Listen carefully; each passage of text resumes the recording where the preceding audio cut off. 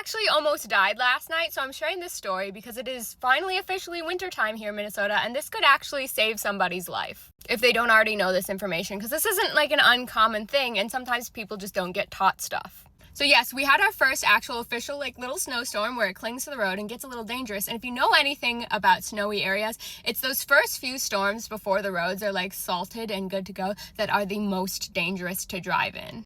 So lucky for me, I had to go an hour and 20 minutes north that day to help my friend film a podcast, and then we went to go get food, and it was dark and started to snow as we were leaving, and I had to get on that highway that's 70 miles an hour roughly the entire drive home, which is not the most ideal conditions for when the roads are starting to get super slick and it is dark and already hard to drive. So I'm starting to get anxiety to begin with because I don't like driving at all at night anyways, let alone on slick roads when I'm already starting to pass cars that have spun out or a few that have already gotten into crashes because of it. So lucky for me, it's now getting hard to breathe. I'm getting a little bit of asthma, and I don't usually bring my inhaler anywhere because I get asthma issues once every couple of months. I never remember it. But I'm great, we're gonna have to push through this anyway. So I'm singing along to the songs in my car, both hands on the wheel to try and stay calm, and just pushing through the fact that it's kind of difficult for me to breathe right now, and we're just gonna have to see this the whole way home. But as I'm driving right in the left lane, I come up behind I think it was an Escalade or a Tahoe, just one of those giant black SUVs that I see is starting to spin out quite aggressively. And everything in the story here happens in the next 4 or 5 seconds, but this is the crucial information that you need.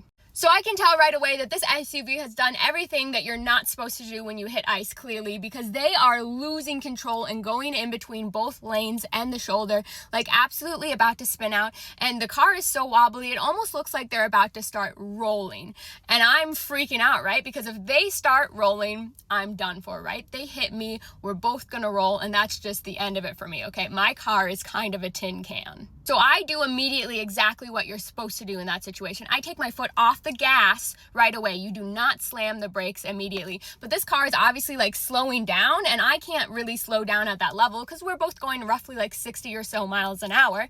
And so I'm gonna have to start hitting the brakes, but you do not want to slam on the brakes. So I do exactly what you're supposed to do. I start slowly pumping the brakes, but it is not slowing me down fast enough. I think I'm about to hit this car, and that's going to be the end of it for us. Now, of course, because I've started hitting the brakes, my car is a little bit starting to slide and has lost grip of the road beneath the tires as well. And in that moment, I think to myself, no, you do not. No, not after the month we have had. We do not go out this way, okay? We gotta fight to keep fighting. I'm dead serious. I am not doing this today. And so I do exactly what you're supposed to do, which is lean into the slide, the opposite of what that SUV clearly was doing, which was fighting it.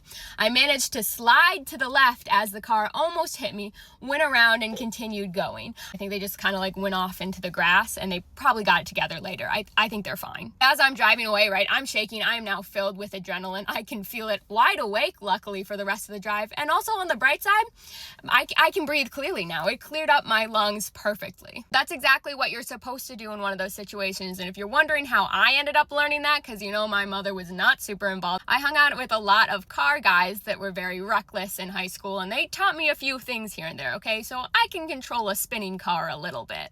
And it's come in handy being someone who lives in Minnesota.